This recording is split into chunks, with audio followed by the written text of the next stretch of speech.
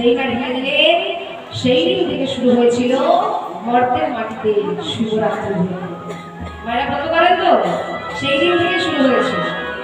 যখনই স্নান করে গেলেন, যেমন করে চন্দ্রদেব হয়ে গিয়েছিল, আবার এক কলা করে পরিপূর্ণ হয়ে আর 16 কলায় গেল না, 15 কলায় পরিপূর্ণ হল।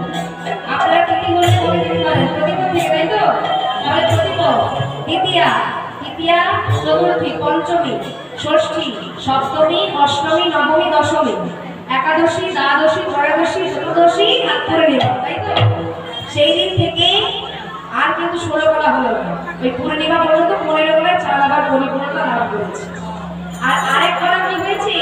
প্রমাণ স্বরূপ ভোলেনাথের মাথায় থেকে গেছে, থাকে তো ভোলেনাথের মাথায় অর্ধচন্দ্র, সেই প্রমাণ স্বরূপ থেকে গেছে।